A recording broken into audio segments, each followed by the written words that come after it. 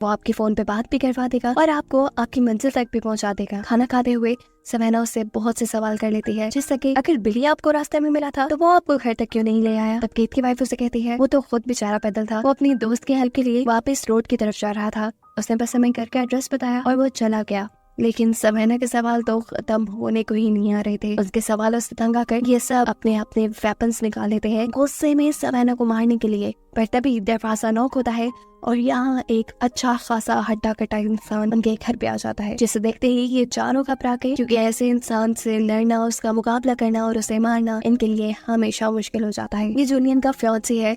इसे देखते ही ये चारों अपने अपने वेपन्स दोबारा छुपा लेते हैं। सीन कट होकर हम बिली के दोस्त को देखते हैं, जिससे ये वहीं सड़क पर ही छोड़ा थे। वो बार बार बिली को कॉल कर रहा था, लेकिन बिली का फोन ऑफ जा रहा था। अब तो उसे घबराहट भी होने लगी थी और तभी उसके सामने आ जाता है एक पुलिस वाला। वो उसे लिफ्ट देने की ऑफर देता है, लेकिन ये आदमी इनकार कर चुका है क्योंकि उसे ये पुलिस वाला बिल्कुल पसंद नहीं। पुलिस वाले के यहाँ से जाते ही इस आदमी को उल्टियां लगना शुरू हो गई है, वो भी उसी चॉकलेट की वजह से जो कीथ की बेटी ने उसे दी थी। सीन कट होकर हमें यहाँ बिली के घर का सीन दिखाया जाता है। इसी घर में एमी जब वॉशरूम में जाती है तो गलती से बिली की आंख जो उसकी मॉम ने उसे गिफ्ट की थी वो उससे बाथरूम में ही गिर गई, जिसे वो नोटिस के बगैर ही बाथरूम से बाहर भी आ गई। बाथरूम से बाहर उसे नजर आई सवेना, जिसकी तरफ वो एक कपल की तरह अट्रैक्ट होने लगी। इतने में यहाँ पर जूलियन आ जाती है और इन दोनों को बताती है कि सोने का इंतजाम हो गया है। सोने से पहले सवेना सबको पियानो प्ले करके दिखाती है, जो सुनकर एमी भी इम्प्रेस हो गई थी। इस सब के बाद सभी लोग अपने अपने रूम्स में सोने के लिए चले गए। कीथ की वाइफ परेशान थी क्योंकि वो किसी फैमिली को मारना नहीं चाहती थी। इन्होंने भी अपने रूल्स बनाए हुए थे, ये सिर्फ उन्हीं लोगों को मारते थे जो इस दुनिया पे बोझ हो, जो बुरे काम करते हो।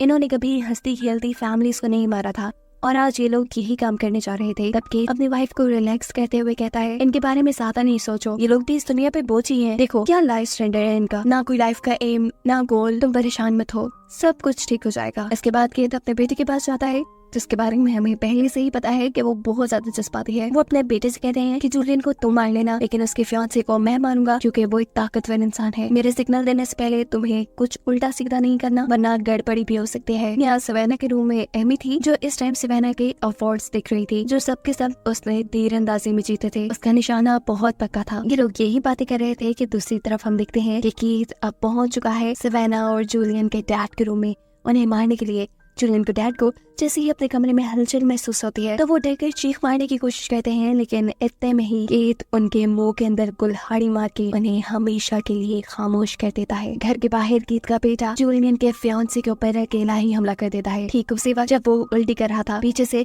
उसने अपने दोनों चाकू उसके कंधों में स्टैक कर दिए। वो लड़का जैसे ही अपने डिफेंस पे पीछे मुड़ा, कीथ के बेटे ने उसके सीने में चाकू मार मार के चीर पाट की और फिर उसके गले पे चाकू मारते हुए उसे भी मार डाला। हालांकि कीथ ने उसे ये सब करने से मना किया था, लेकिन फिर भी इतने तगड़े इंसान को उसने इतनी आसानी से मार दिया। इसका इनाम तो बनता ही था। कीथ उसी आदमी की जुबान काट कर अपने बेटे को इनाम के तौर पे दे देता है। यहाँ एमी जब सवेना के साथ सोने के लिए लेटी तो तभी उसने अपना चाकू निकाल कर सवेना को मारने की कोशिश की। सवेना जो उसकी इस चाल से बेखबर थी, वो जैसे ही एमी को अपने करीब से धक्का देती है तो एमी का चाकू उसी को लग जाता है। उसको चोट लगा देकर सवेना घबरा जाती है। वो यहाँ उसे टेम्परेरी तौर पे एक पट्टी बांध के घर के बाहर से उसके लिए फर्स्ट एड लेने के लिए जाती है। अपना इतना ख्याल करते हुए इस लड़की को देखकर एमी को दिल ही दिल में बुरा लग रहा था कि क्या वो इस लड़की को मार देगी। खैर हम देखते हैं कि सवेना जो फर्स्ट एड लेने गई थी उसे अब इन लोगों की वैन नजर आ जाती है। जिस वैन को देखने के लिए ये उस वैन के अंदर चली गई और इसे वैन में मिली जूलियन के फियांसे की लाश। और इसे देखते ही उसे सारी गेम समझ में आ गई कि ये पूरी की पूरी फैमिली ही सीरियल किलर है और इनको मारने के लिए आई है। सीन कट होकर हम जूलियन को देखते हैं, जो इस मर्तबा भी उल्टी करने के लिए जब वॉशरूम में जाती है तो उसे वहाँ मिल गई बिली की वही आंख जो गलती से एमी यहाँ गिरा गई थी। और ये देखते हुए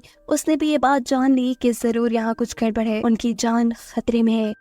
डरते हुए वो जल्दी से अपने डैड के रूम में जाती है और देखती है कि उसके डैड को भी इन लोगों ने मार दिया। वो यहाँ जब जोर से चिल्लाती है तो तभी कीथ इधर आकर उसके मुंह पे हाथ रखते हुए उसे यहाँ से ले जाता है। वो जूलियन को लेकर आता है अपनी वाइफ के पास और अपनी वाइफ से कहता है चलो उसे मारो, लेकिन उसकी वाइफ अभी तक इस लड़की को मारने के लिए तैयार नहीं है। इससे पहले कि ये औरत जूलियन को मारती थी, अचानक एक तीर आकर उसके गले के आर पार हो जाता है। क्योंकि सवेना जो इनकी सच्चाई जान चुकी थी, अब वो अपने डिफेंस में अपना हथियार यानी अपना तीर कमान अपने कमरे से उठा चुकी थी। शोर सुनकर एमी भी यहाँ जाती है और अपनी मॉम को मरा हुआ देखकर उसका दिमाग घूम जाता है। वो सोचती है कि अगर उसने सवेना को वहीं बेड पे मार दिया होता तो अब उसकी मॉम उनके साथ जिंदा होती, लेकिन अभी भी देर नहीं हुई थी। बाकी सब लोगों को बचना था। ये लोग प्लान करते हैं कि जल्द ही ये दोनों लड़कियों को मारकर इस घर को जलाकर यहाँ से निकल जाएंगे। ये लोग अब जूलियन को टॉर्चर करना शुरू कर देते हैं ताकि उसकी चीखें सुनकर सवेना यहाँ आ जाए। सवेना यहाँ आती तो है, लेकिन इन्हीं के साथ चाल चलते हुए उसके काबू में था कीथ का बेटा, जिसके गले पे अब उसने चाकू रखा हुआ था। यहाँ एक ट्विस्ट ये भी रिवील होता है कि सवेना ने एमी के फोन से पुलिस को कॉल भी करती थी। जिस टाइम सवेना ने इस लड़के की गर्दन पे चाकू रखा हुआ था, ठीक उसी टाइम कीथ उसकी बहन के भी गले पे चाकू रख देता है। सवेना ये बात जानती थी कि वो एक इंसान को नहीं मार सकती, लेकिन ये लोग बहुत जालिम है। ये लोग उसकी बहन को मार न दे, इसीलिए वो कीथ के बेटे को यानी इस लड़के को जिंदा छोड़ देती है। जिसके बाद इन दोनों को ये लोग एक साथ बांध देते हैं। शायद ये लोग साइकोपैथ भी थे, इन्हें अब इन लड़कियों को टॉर्चर करना था।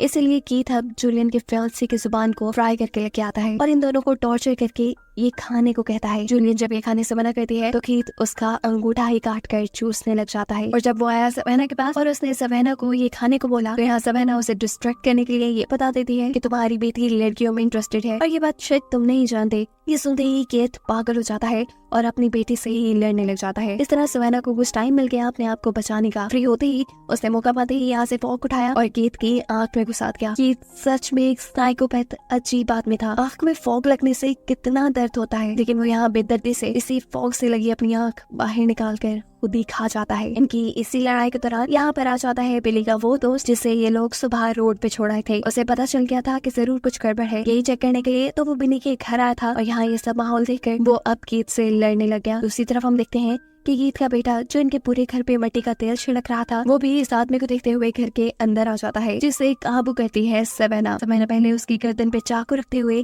उसे किचन में ले जाती है, उसका हाथ चलाती है और फिर गरम गरम पकता हुआ पानी उसके मुंह पे फेंक देती है। ऐसा करते ही ये लड़का बहुत ज्यादा कमजोर हो गया, जिसके बाद सवेना अब उसके गले पे प्रेशर डालते हुए उसे मार डालती है। सवेना ने तो अपने दुश्मन को मार दिया था, लेकिन दूसरी तरफ बिली का दोस्त कीथ से हार जाता है। जख्मी होने के बावजूद वो अपना अच्छा डिफेंस करता है और कीथ के दोस्त के सर में चाकू घुसाते हुए उसे जान से मार देता है। अभी वो यही करके फारिग हुआ था कि अचानक पीछे से सवेना की बहन यानी जूलियन आकर एक जोरदार हथौड़ा उसके सर पे मारती है, जिससे उसकी भी मौत हो गई। दोनों बहनों ने एक दूसरे को देखकर लंबा सांस भरा, लेकिन अभी से को नहीं हुआ था क्योंकि ये जानती थी कि अभी एमी जिंदा है, जिसे अब इन दोनों को मारना है। अचानक हम देखते हैं कि एमी जूलियन के पीछे आकर उसे चाकू मारते हुए स्टैब करके खत्म कर देती है और फिर पीछे पड़ जाती है सवेना के।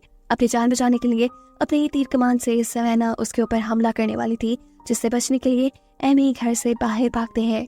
हम देखते हैं कि बाहर पुलिस भी आ चुकी थी। पुलिस को असल में कॉल तो सवेना ने ही की थी, पर एमी के नंबर से। यहाँ पुलिस भी सारा माहौल देखकर धोखा खा गए। उन्होंने एमी की फैमिली को इनोसेंट समझ लिया, जबकि इन गाँव वालों को सीरियल किलर। पुलिस को यहाँ एमी की जान बचाना ठीक लगता है और इसी के चलते वो सवेना को गोली मार के यहीं खत्म कर देते हैं। उसने अपने हेडक्वार्टर में भी यही इन्फॉर्म किया था कि गांव वालों ने मासूम टूरिस्ट की फैमिली को मार डाला। अभी वो रिपोर्ट दे ही रहा था कि अचानक एमी उसके पीछे आती है और उसे भी मार डालती है, जिसके बाद अब वो बिल्कुल फ्री थी। बेशक उसकी फैमिली मर गई थी, लेकिन वो जिंदा थी। क्या वो अपने खिलाफ सारे करिए। वो लड़का जैसे ही अपने डिफेंस पे पीछे मुड़ा, कीथ के बेटे ने आदमी को देखते हैं वो सड़क के रास्ते से होता हुआ जंगल की तरफ जा रहा था। अचानक कोई उसके पीछे अपना चाकू खोलता है और फिर देखते ही देखते उसके पूरे जिस्म को चीर फाड़ देता है। इसी चाकू से उसने इस आदमी के जिस्म पे कई वार किए और फिर इस आदमी को घसीटता हुआ वो अपनी वैन में ले गया। जिसके बाद सीन कट होकर हम अगली सुबह एक वैन को देखते हैं। ये वैन कीथ की है,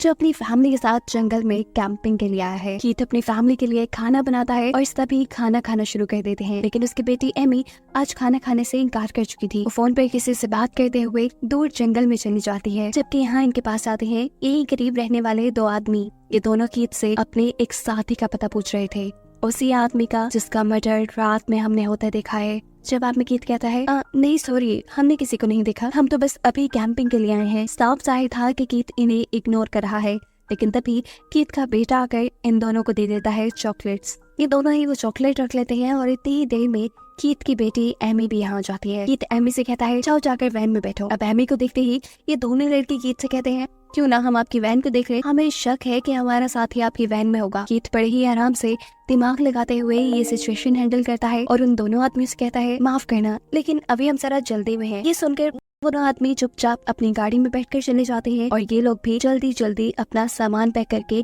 अपने घर की तरफ निकल जाते हैं। अभी वो आधे रास्ते में ही पहुंचे थे कि सामने उन्हें दोबारा वही दोनों आदमी मिल जाते हैं। ये दोनों अपनी कार ठीक कर रहे थे और इस टाइम एक आदमी के हाथ में गन भी थी, जिसे देखते ही कीथ की वाइफ डर जाती है। वो उससे कहती है कि तुम अपनी वैन को पीछे ले लो, लेकिन कीथ इस वैन को पीछे लेने के बजाय आगे बढ़ जाता है। अब ये दोनों आदमी कीथ के पास आते हैं और उनसे कहते हैं हमारी वैन खराब हो गई है, हो सके तो हमें लिफ्ट दे दो, वैसे भी आप लोग हमारे टाउन से गुजर के जाएंगे। कीथ का डरा सहमा चेहरा देखकर ये आदमी समझ गया कि ये लोग उसकी शॉटगन से डर रहे हैं, इसीलिए वो कहता है हम दोनों को ना सही सिर्फ एक आदमी को लिफ्ट दे दो, ये मेरा दोस्त बिली, इसका घर टाउन से पहले ही आ जाएगा, इसे लिफ्ट दे दें। अपने घर जाते ही ये कार लेकर मुझे यहाँ पर वापस लेने आ जाएगा और ये गन इसकी तो फिक्र ही ना करें, ये मेरे ही पास रहेगी। कीथ की वाइफ अभी भी नहीं चाहती थी कि कोई अनजान आदमी उनकी वैन में बैठ जाए, लेकिन कुछ सोचते हुए कीथ बिली को अपने साथ ले जाने के लिए राजी हो जाता है। बिली कार में आता है और कीथ के बेटे से बातें करना शुरू कर देता है। बातें करते हुए वो बताता है कि उसके घर पे उसके अंकल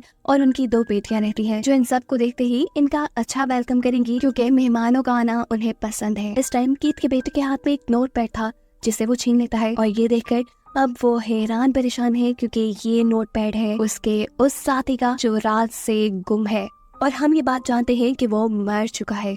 इससे पहले कि बिली भी ये हकीकत समझ लेता, कीथ का बेटा यहाँ पे बिना वक्सा के 2 चाकू उसके कंधों में स्टैब करते हुए उसे भी मार देता है। और अब एक बड़ा ट्विस्ट कहानी में ये रिवील होता है कि जो फैमिली हमें इनोसेंट लग रही थी, असल में यही एक खतरनाक सीरियल किलर्स की फैमिली है। सबके सब फैमिली में सीरियल किलर है। रात में जो आदमी मारा गया था वो भी कीथ के बेटे ने मारा था। कैंपिंग के दौरान ये जो मीट खा रहे थे ये भी उसी इंसान का था। साफ लफ्जों में ये लोग सीरियल किलर होने के साथ साथ कैनिबल्स भी हैं, ये नहीं इंसानों को खाने वाले इंसान भी हैं, पर उनका हुलिया देखते हुए कोई भी उनके ऊपर शक नहीं करता। बिली का मर्डर करने के बाद ये सब लोग मिलकर बिली के छोटे छोटे पीस कर देते हैं और फिर उसे फ्रीजर में फ्रीज कर देते हैं, क्योंकि यही तो उनका खाना है। इस टाइम कीथ की वाइफ अपनी बेटी को इस आदमी की आंख देती है। ये देखकर उसका बेटा पूछता है ये आंख आप इसे क्यों दे रही है, ये तो मुझे देनी चाहिए, इस आदमी को तो मैंने मारा है। पर कीथ की वाइफ कहती है ये आंख एमी को इसलिए दे रही हूँ क्योंकि वो अपने ऊपर कंट्रोल रखती है, किसी पे ऐसे ही नहीं टूट पड़ती। यहाँ बिली का जो उनके पास फोन था वो भी रिंग करने लग जाता है और गुस्से में कीथ उसे तोड़ देता है, जिसके बाद ये लोग पहुंच जाते हैं अब बिली के घर, क्योंकि बिली ने बताया था कि वहाँ उसकी फैमिली रहती है। घर का दरवाजा नॉक करते ही 2 लड़कियां दरवाजा खोलने के लिए आती हैं, जिसमें से बड़ी बेटी है जूलियन और छोटी सवेना। ये फैमिली बड़ा मासूम सा मुंह बनाते हुए इनसे कहती है असल में हमारी वैन खराब हो गई है, अगर आप लोग बुरा न बनाए तो हम थोड़ी देर के लिए आप लोग के घर स्टे कर सकते हैं। इससे पहले कि जूलियन कुछ बोलती, सवेना बात काट के कहती है थोड़ा और आगे चलो, टाउन आ जाएगा, वहाँ के स्टे कर लेना। जवाब में कीथ की वाइफ कहती है अरे नहीं, हमें रास्ते में बिली मिला था, आप लोगों का भाई, उसी ने हमें यहाँ आने को बोला है। अपने भाई का नाम सुनते ही इन्हें घर में ले आते हैं, इन्हें खाना भी देते हैं जो इन्हें पसंद नहीं आता, क्योंकि ये तो इंसान खाने वाले लोग हैं, आम खाना इन्हें कैसे पसंद आ सकता है। इस सब के बाद कीथ इनसे कहता है कि अगर आप बुरा न मनाए, मुझे आप लोग का फोन